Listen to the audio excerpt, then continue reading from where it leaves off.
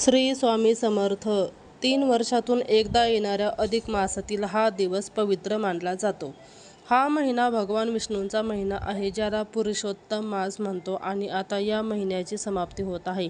एक अत्यंत महत्त्वाचा दिवस म्हणजे अधिक मास अमावस्या. सामान्य अमावस्या तर दर महिन्यालाच येतात, पण अधिक मासातील अमावस्या तब्बल 3 वर्षातून एकदाच येते. त्यामुळे या दिवसाचे महत्त्व हजार पटीने वाढत असते. ज्योतिषशास्त्र आणि पुराणानुसार या दिवशी केलेल्या काही चुका तुमच्या आयुष्यात कधीही पितृदोष आणि दुःखाचे डोंगर उभे करू शकतात.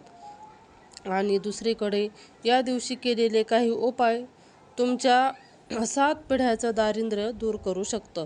आजच्या या व्हिडिओमध्ये आपण माहिती अगदी सविस्तर बघणार आहोत की अधिक मास अमावस्येच्या दिवशी कोणत्या गोष्टी आवर्जून केल्या पाहिजे आणि कोणत्या चुका चुकूनही करू नये, नाहीतर त्यांचे वाईट परिणाम भोगावे लागतील. आणि पितृदोषांपासून मुक्ती मिळवण्यासाठी कोणते उपाय करावे, हा व्हिडिओ अत्यंत महत्त्वाचा असणार आहे.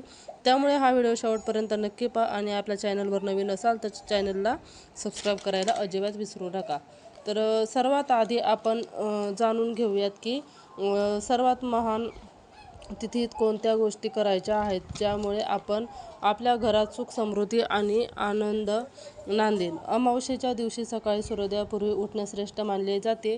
जर शक्य झाले तर एखाद्या पवित्र नदीत स्नान करावे. जर शक्य नसेल तर आपल्या घरातील अंघोळीच्या पाण्यामध्ये थोडे गंगाजल आणि थोडे काळे तीळ टाकून स्नान करावे.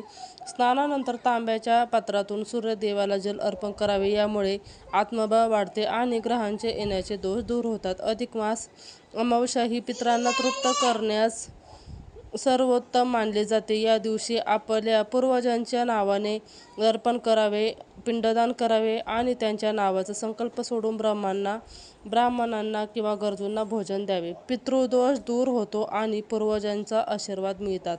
ज्यांच्या घरात सतत भांडणं होतात किंवा प्रगती थांबलेली आहे, त्यांनी हा उपाय नक्की करा.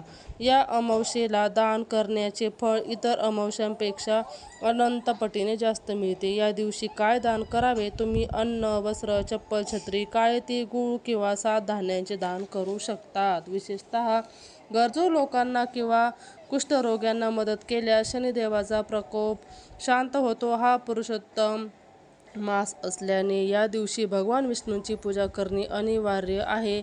विष्णू सहस्रनामाचा पाठ करावा किंवा ओम नमो भगवते या मंत्राचा 108 वेळेस जप करावा. तसेच माता लक्ष्मीला प्रसन्न करण्यासाठी घराच्या मुख्य दारावर गाईच्या तुपाचा दिवा लावावा. या दिवशी पिंपळाच्या झाडामध्ये त्रिदेव म्हणजेच ब्रह्मा, विष्णू, महेश आणि आपल्या पितरांचा वास असतो असे मानले जाते. म्हणून या दिवशी पिंपळाच्या झाडाला जल अर्पण करूनच तिथे तिळाच्या तेलाचा दिवा लावावा आणि झाडाला प्रदक्षिणा घालावी. आता बघा की या भागाकडे आपण वळूच. म्हणजे आपल्याला कोणत्याही गोष्टी आहेत तर त्यातली